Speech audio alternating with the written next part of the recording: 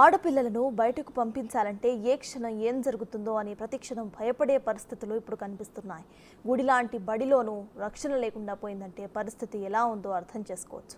అటు ఉపాధ్యాయుల నుంచి ఇటు తోటి విద్యార్థుల వరకు కామాంధుల్లా కాటేస్తున్నారు. ఆడపిల్ల అయితే చాలు వయసుతో సంబంధం లేకుండా మానవ మృగాల్లా రెచ్చిపోతున్నారు.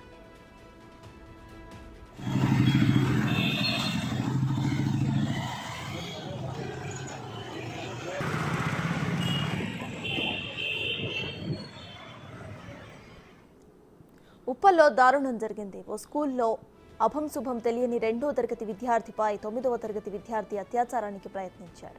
తరగతి గదిలోనే లైంగిక దాడికి యత్నించడం కలకలం రేపింది. అయితే పోలీసులు తల్లిదండ్రులు మాత్రం ఈ వివరాలను గోప్యంగా ఉంచారు.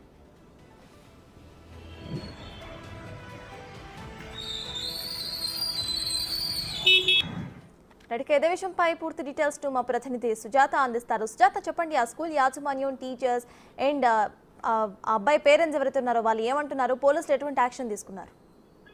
ఇప్పటికే ఉప్పల్ లిటిల్ ఫ్లవర్ స్కూల్లో జరిగినటువంటి ఘటన మీద అటు స్కూల్ యాజమాన్యం అయితే 9వ తరగతి చదువుతున్నటువంటి బాలుడికి టీసీ ఇచ్చేసి పంపించేశారు. అయితే ఆడపిల్ల తల్లి ఎవరైతే ఉన్నారో వాళ్ళైతే ఆందోళనకు గురి అవుతున్నారు. ఎందుకంటే గుడి లాంటి బడికి పిల్లల్ని పంపించి రక్షణ కొరకు అది మెరుగైన విద్యను అందిస్తారు అని చెప్పేసి ఇక్కడికి పంపిస్తున్నటువంటి ఇలాంటి టైంలో ఇలాంటి లైంగిక దాడులు పాల్పడుతున్నటువంటి ఘటన విద్యార్థుల తల్లిదండ్రులు అయితే కొంతమంది ఆందోళన చెందుతున్నారు. ప్రస్తుతం అయితే అటు స్కూల్ వద్ద విద్యార్థుల తల్లిదండ్రులు కూడా ఆందోళన చేస్తున్నారు. ఎందుకంటే అటు టీచర్స్ అయినా సరే సరైన సమయంలో పిల్లల్ని ఎప్పటికప్పుడు కనిపెట్టుకుంటూ వస్తూ ఉండాలి. పిల్లల పూర్తిగా స్కూల్లో ఉన్నంతసేపు కూడా వాళ్ళనే కాబట్టి ఎందుకు నిర్లక్ష్యం వహిస్తున్నారు అని చెప్పి ఆందోళన వ్యక్తం చేస్తున్నారు.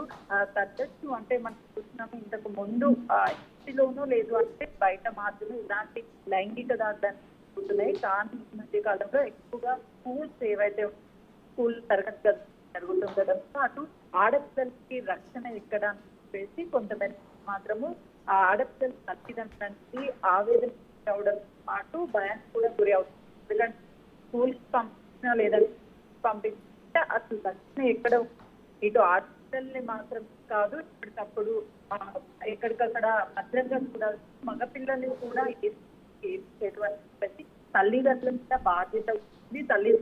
ఎప్పటికప్పుడు పిల్లలు ఏం చేస్తారు, మొబైల్ ఎక్కువగా మొబైల్ యూజ్ చేయడం, దీనివల్ల ఇలాంటి ఘటనలు జరుగుతున్నాయి. ఎప్పటికప్పుడు వాళ్ళకి మంచి చెడుల గురించి చెప్పుకోవస్తే ఇలాంటి ఘటనలు జరగకుండా వీటిని చేసే అవకాశం కూడా ఉంటాయి. ప్రస్తుతం అయితే స్కూల్ వద్దకి. Thank you Sujatha.